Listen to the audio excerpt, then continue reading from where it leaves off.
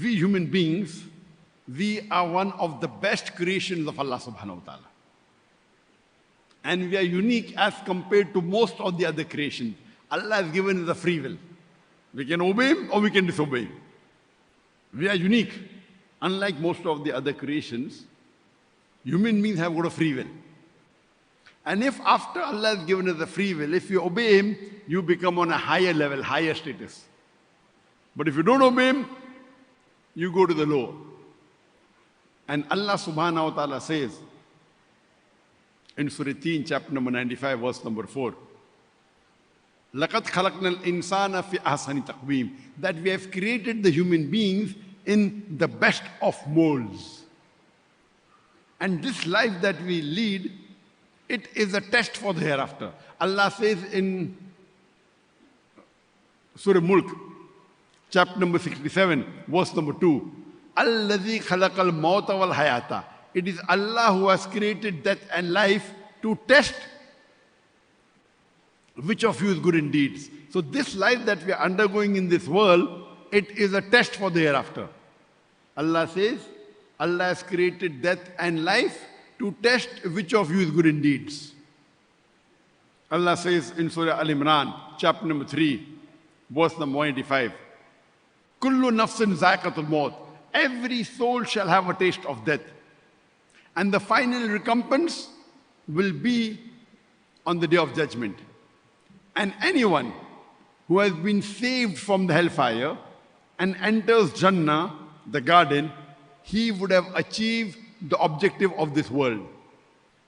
For this world is nothing but mere chattels of deception.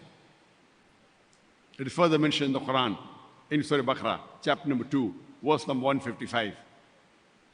Allah says, surely we will test you with something of fear or hunger, with loss of goods or lives or fruits of toils, and give glad tidings to the person who is patiently perseverance.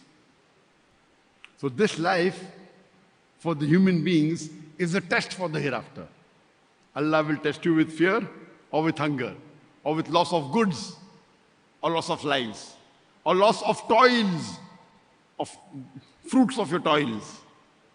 But give glad tidings to the person who is patiently perseverance.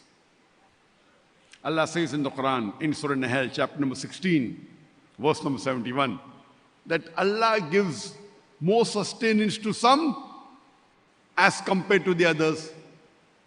Allah says in Surah Anam, chapter number 6, verse number 165, Allah gives gifts more to some as compared to the others to test them.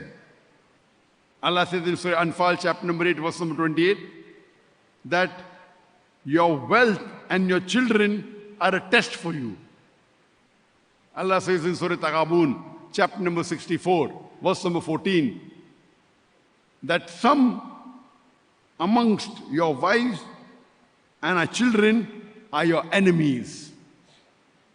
Allah is saying that some of your wives and your children are your enemies. Allah is testing you with wealth and children. Allah says in Surah Ankabut, chapter number 29, verse number 2,